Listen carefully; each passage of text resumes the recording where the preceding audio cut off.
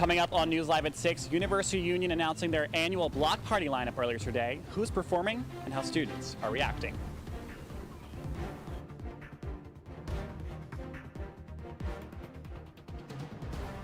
And rain is on the horizon here in Syracuse. But good news, the temperatures are going up and they're showing no signs of coming down. All that you need to know about the weather in just a few minutes. And the latest in the case with a former Cornell student, who he is and why he's on trial. News Live at 6 starts right now. This is CitrusTV News Live at 6, your campus news leader. Welcome into News Live at 6. I'm Peyton Spellacy. And I'm Zach Richter. We'll get to the latest on Cornell in just a moment here, but we're going to begin with Block Party. And University Union announcing earlier today the lineup for the annual celebration in the Dome. And that's where we're going to find our reporter Luke Welch, who joins us now live with more on student reaction to UU's big announcement. Luke, good evening. Zach, good evening. Now students are going to be hoping that it's less rainy in 2 weeks than it was earlier today when Lil Yachty headlines University Union's annual block party. I spoke to some students who say that this announcement has them ready to buy their tickets and that this block party will top years prior. I think it's a lot better. I think they kind of missed the point when they got Faye, because like block party is supposed to be like the whole party one, like the whole crazy, like the more rap show. So I think this is actually really interesting. Really. Oh, Yachty and Tizo are huge right now. I'm really excited. I think the energy. We're buying tickets so fast. Man, I was so stoked. I texted all my friends. I was like, man, Lil Yachty's coming. I'm so excited. Tizo touchdown. I was really excited. But I think I want to go this year because I'm a senior and it's my last time to go and I still haven't gone yet. So my hope is that like the crowd is just kind of like energetic and it's a good vibe regardless, you know. And the students who I spoke to were just as excited for the openers. Up-and-coming artists, R&B artists such as Tizo Touchdown, Theme, and ISO-EXO all joining Lil Yachty on Friday the 26th at 7 p.m. Now, if you want to jam out to the famous hits like I Spy with them, you can get your tickets starting tomorrow at noon at universityunion.syr.edu. Now, these tickets are $15 for SU and ESF students and $25 for guests. For now, live from the Dome, Luke Welch, CitrusTV News. Peyton? Thanks so much, Luke. It's good to see that some students are excited for that block party. And some South Campus residents experienced delays getting to class today. There was an incident involving a Centro bus and a car on Small Road. That's that first entrance into South Campus on the left. The scene was cleaned up and traffic resumed as usual. There were no reports of injuries as of this moment. And Syracuse University has announced the date of the One University Awards ceremony. The ceremony will take place next week, Friday, April 19th at Hendricks Chapel. And the two major awards are the Chancellor's Medal and the Chancellor's Citation for Excellence. All university members can attend, and a reception is set to follow the ceremony at the Heroy Geology Lab. And SU Sustainability Management has announced dates for Q's Collections. Q's Collections is an annual end-of-the-year donation event where students can drop off lightly used and unused and gently used items. These can include clothing, sheets, and small kitchen appliances. The event is set to take place from May 1st until May 7th. Students can bring items to Del Plain Hall, Sadler Hall, or at Carriage House on South Campus. And although it's spring, the Nutcracker Magical Christmas Ballet is coming to Syracuse in just a few months. The Landmark Theater is set to host the Christmas Classic for one night only on November 10th. Now, the production features 40 ballet artists from more than 10 different countries, and tickets can be purchased starting now by visiting the Ticketmaster website. And famous actor and comedian Chevy Chase visited Syracuse earlier this week. Chase is currently working on The Christmas Letter, which is being filmed in Utica and other parts of central New York. The actor stopped to eat at Possibilities in Armory Square. The Christmas Letter is a comedy holiday movie starring Chase and Randy Quaid. The movie centers around an unemployed copywriter who decides to take his family on a wild adventure. And turning to the weather today, we've been having really warm temperatures as of late. I know. I wore my beautiful pink because I thought we were having some nice sunny weather today, but unfortunately, it's still raining out. And I'm curious to see if this rain is going to stay around all these clouds. Here with us right now is our weather anchor, Spencer Congel. Spencer, what do you have for us? Peyton, that rain has cleared up now. The sun has even come out just a little bit. It's not out right now, but there is a little bit of blue peeking through these cloudy skies. Definitely a lot nicer than it was earlier today, though the rain wasn't too bad. Right now, about 62 degrees. Like I said, that rain has cleared up, so it's really pretty nice, pretty warm, still a little soggy out, so if you're going off-roading, you might want to put those boots on. But as we move into later tonight, things are going to cool down just a little bit. We're seeing a low of 53 overnight, so definitely nothing too chilly like we saw the past few weeks here in Syracuse. The rain is going to be staying away until tomorrow morning at around 6 or 7 a.m. when it's going to pick back up and continue for the next few days. I'll have more on that rain that we're expecting to see in a little bit. Peyton and Zach, back to you. Thanks so much, Spencer. Not looking forward to that rain, unfortunately. The firefighter who was sent to the hospital with burns on his leg is released. The Syracuse Fire Department says a fire broke out at around 11 p.m. yesterday at a two-family home in Oneida Street. After the search, they didn't find anybody trapped inside. Firefighters were pulled out of the building and they extinguished the fire from the outside. It took nearly an hour and a half to put those flames out. And we have another fire to tell you about now. This one coming in the south side of Syracuse, just less than 2 hours after the one on Oneida Street. Syracuse firefighters responding to a 911 call just after 1 this morning of a reported fire at 310 Rich Street. When firefighters arrived at the scene, they found the 2.5-story home you see on your screen almost completely collapsed. Crews worked for over an hour and a half to bring the fire under control and confirm the home to be vacant. The cause of the fire is currently under investigation. A Preble man's 5-year fight with the New York State Department of Environmental Conservation is finally coming to a close. Frank Holden has been trying to get state attention after he found natural gas in his tap water. Holden first noticed something was wrong when he tasted iron in his water. Over time, he realized the gas in his water could be lit on fire. The DEC says it will check the source of Holden's uses for issues.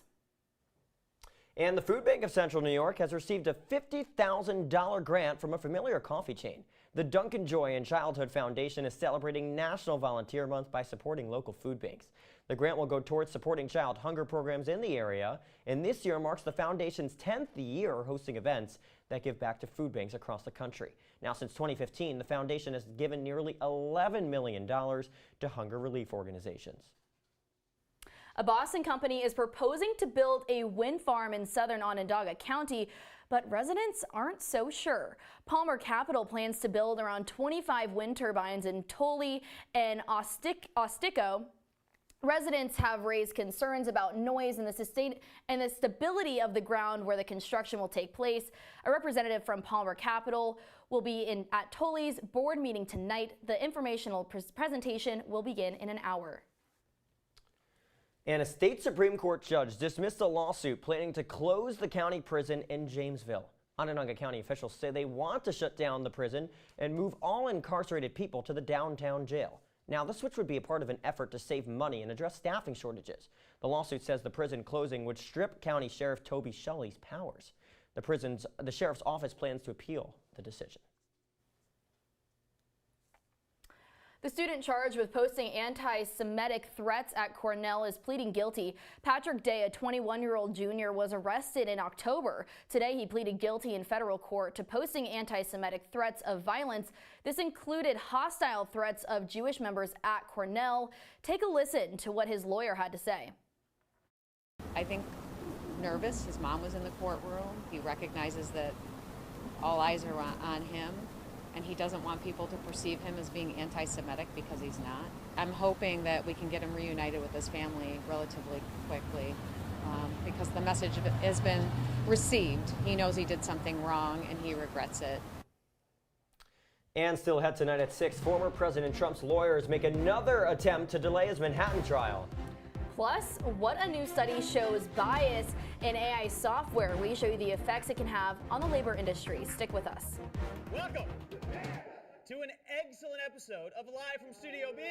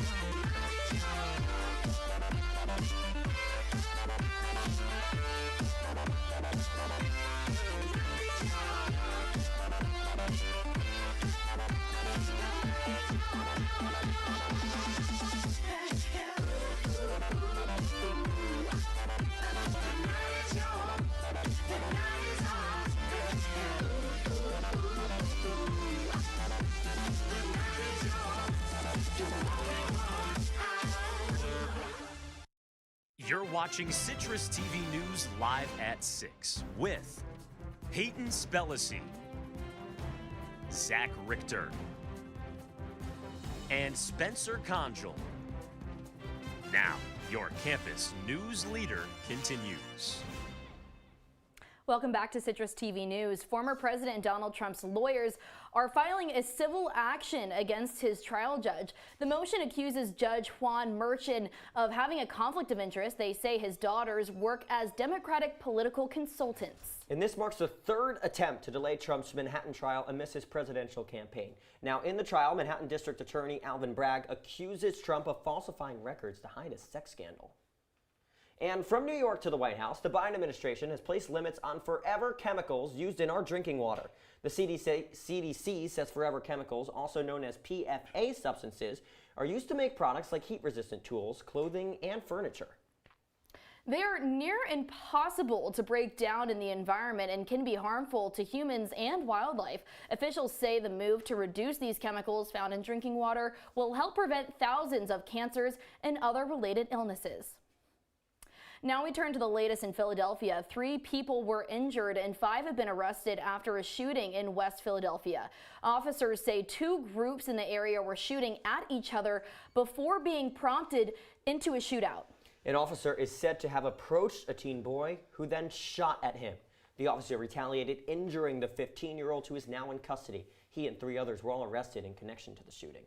And 6 former Mississippi law enforcement officers, all white, have been sentenced to prison for torturing and shooting 2 black men.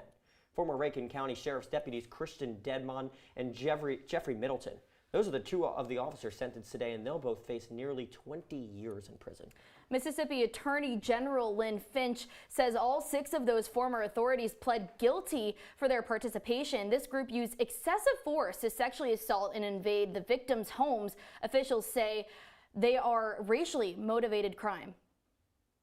And we have an update to a story we brought to you last fall. Chad Daybell and his current wife, Lori Vallow, are charged in the deaths of his two stepchildren and ex-wife. Idaho prosecutors are saying Daybell called anyone who got in his way of his apocalyptic plans, quote, zombies. And the remarks were made during opening statements today in Daybell's triple murder trial. Daybell was arrested back in June of 2020 after police uncovered human remains buried in his own yard. His trial is expected to last 10 weeks. And coming up on News Live at 6, I'll have your full 5-day forecast and a look at how warm this April is really going to be. Stay with us. Last week, Brandon met a girl on a dating app. One day after work, he finally found the courage to ask her out. No answer. He started to panic. Was he being too pushy? Maybe it was too... Hey, sorry I didn't respond. I was driving. I would love to go on a date. How does tonight sound? Brandon tried to play it cool, but inside he knew.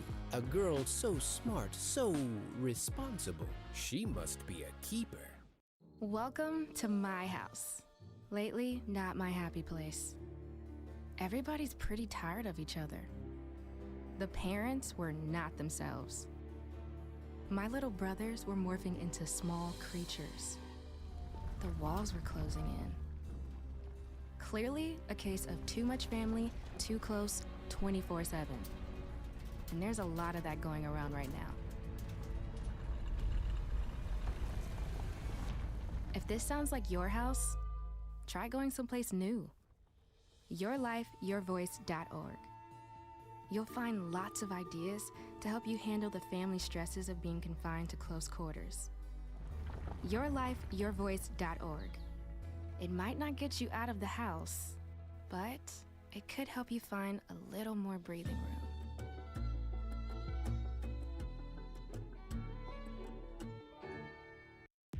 From the Citrus TV Weather Center, this is SU's most accurate weather forecast. Welcome back to News Live at 6. Let's start off with this rain that we're seeing. Right here, I've got the radar for the next few days going up until right about now on April 12th. And as you can see, we've got a lot of rain coming to Syracuse. Not great, but if we look at our 5-day forecast, we can see that these temperatures are looking pretty good. There's that rain that we were talking about there, over 65% chance pretty much every day for the next 3 days. But high 60s, mid 60s on Thursday and Friday. I'm enjoying that. A little cold on Saturday, but things are going right back up to the 60s and even into the 70s as we begin next week with some sun on Sunday. And who knows, maybe the sun will peek through a little bit on Monday too with that nice 71-degree day. Now, I gave you the March temperatures. I'll give you the April temperatures too. Let's take a look at historically what we're looking at for average highs and lows in April. So far this April, we've got an average high of 62 and an average low of 36, which is pretty much on par with the past 10, 20 years here. Not too warm, not too cold, but with the way things are looking, that's looking to go up pretty significantly. As you can see, last year we had an average high of 73 and an average low of 32, a pretty high range there. It's about 40 degrees or so. 2014, 2004, we're looking at about the same story. Since 1991, we're seeing about 60s and above for our average temperatures. That's all I've got for weather for now. Peyton and Zach, what's up? Spencer, thanks so much. And with AI becoming more and more common in the lives of many, now new research has come out discussing how generative AI could be suffering from algorithmic bias. Our Tyler O'Donnell spoke with Syracuse experts about the issue. He joins us here tonight to break down their concerns. Now, Tyler, what exactly are these experts referring to when they say algorithmic bias? Well, Peyton, thank you so much. Algorithmic bias is essentially when a program such as Google search or your Instagram feed can unintentionally treat some groups differently than others.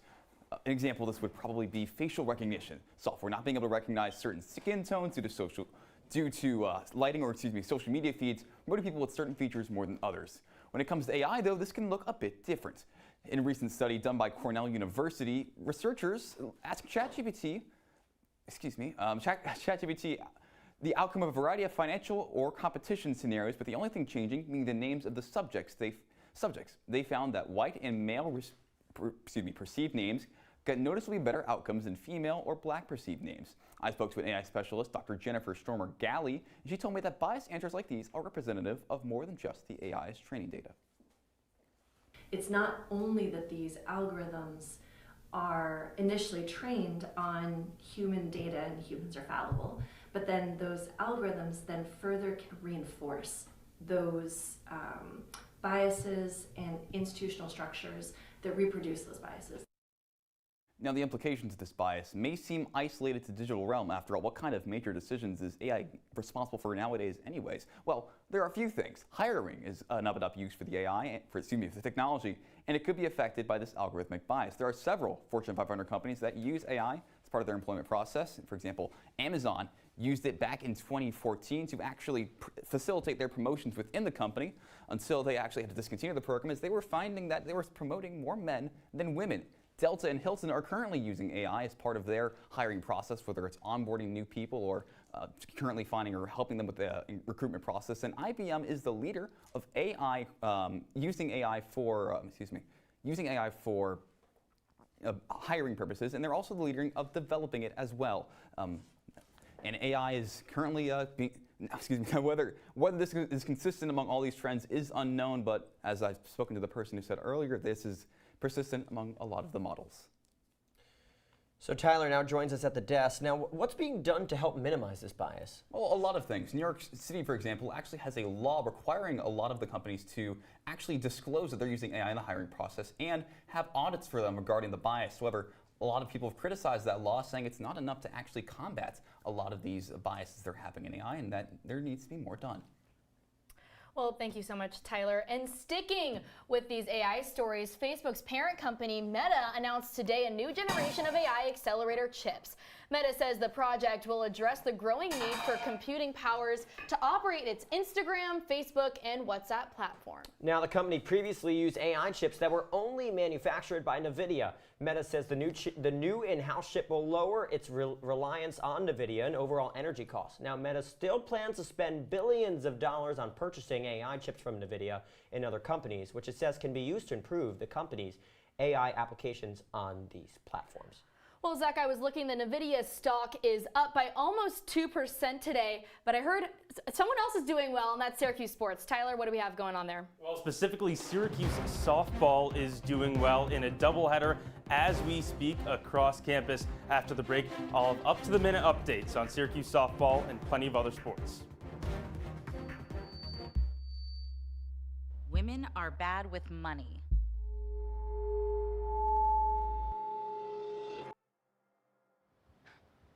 It's what the world's been saying for centuries. But now, we've got something to say. Save it. Save the old-fashioned advice, the empty excuses. It's all worthless, unlike us. To our fellow females, it is time to save ourselves by saving our money. Contributing to our futures, investing in our independence. Until we're no longer 80% more likely than men to live in poverty in retirement. So again, we say to that, save it. The falsehoods, the feelings of fault, then the funds. Learn how to save for your retirement at wesaysaveit.org.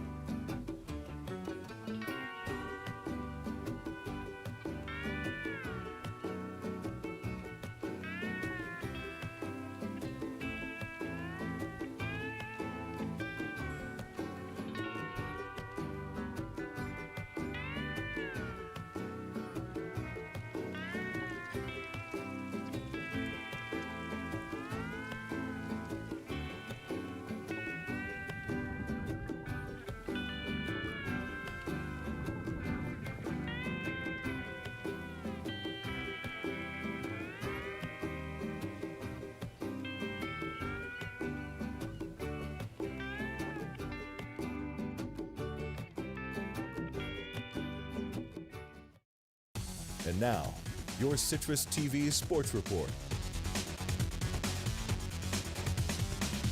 They say April showers bring May flowers, and that also includes doubleheaders on the diamond. Welcome into sports. I'm Tyler Aitken.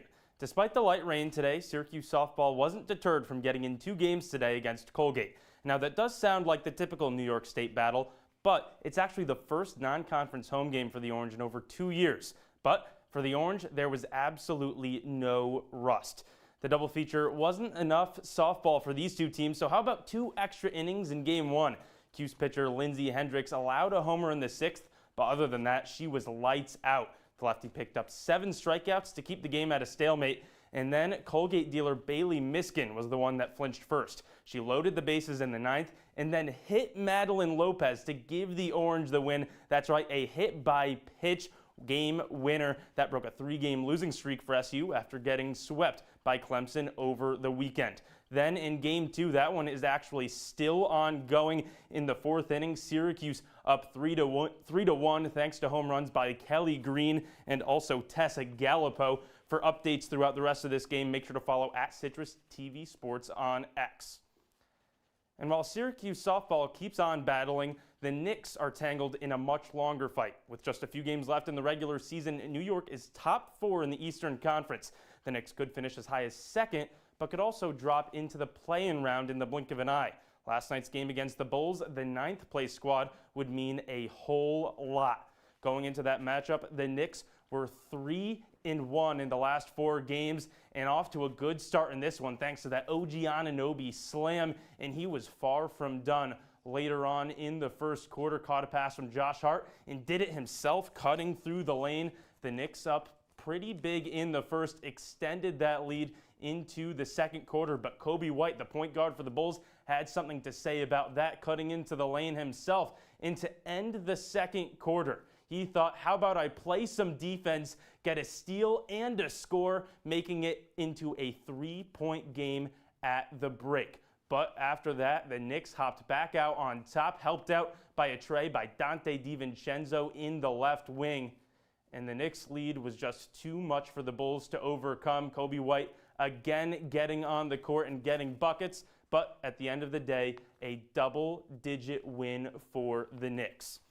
Like he has all season long, it was Jalen Brunson, though. I didn't mention his name in the highlights because he had a quiet 45 points. I know that seems ridiculous, but he did. It was the guard's 10th game this season with over 40 points.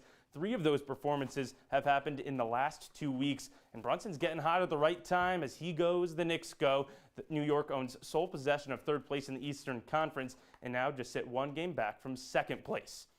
And across town, the Yankees are going for greatness too. Just much earlier in the season. 10-2, New York aims for its 2nd sweep of the year and has yet to lose a series. Speaking of perfection, Yanks pitcher Marcus Stroman hopes to remain perfect on the mound in his 3rd appearance of the campaign. One more quick hitter for you. Syracuse men's basketball has just named a new assistant coach, Dan Engelstad. The head coach at Mount St. Mary's has moved into the assistant slot, replacing Coach McNamara for the Orange. That's all I have for sports. Peyton, Zach, back to you. Tyler, thanks so much. We got your wake-up weather still to come. The news will be back in just 90 seconds.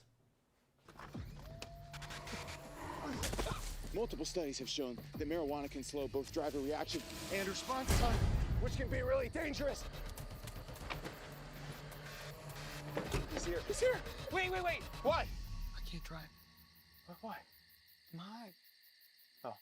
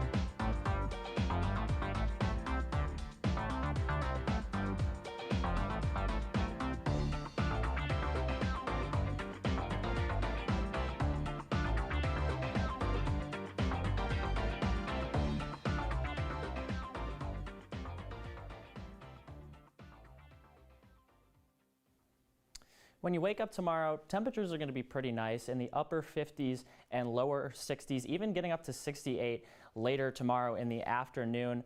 But that rain is going to be here pretty much all morning. Towards the afternoon, it should clear up and be pretty much cloudy, but not raining throughout the afternoon. But those clouds are going to stick around, like we mentioned earlier, for the next few days as this rain continues. Like I said, 50s and 60s all day, so you may be able to get away with a short sleeve shirt, but I would put a jacket over it or bring an umbrella to protect yourself from that rain, especially if you're going out early tomorrow morning between 7 and 11 a.m. That's all I've got for weather today. Peyton and Zach, back to you. Thanks so much, Spencer. Those temperatures aren't the worst for Syracuse. So I know. I'm happy it's been so warm this week. Hopefully it sticks around. That's all the time we have for you tonight on Citrus TV, live at 6 this Wednesday. Don't forget, you can follow us on X and Instagram at Citrus TV News. Now for the entire Citrus TV News team, I'm Zach Richter. And I'm Peyton Spellacy. Have a great night, Syracuse.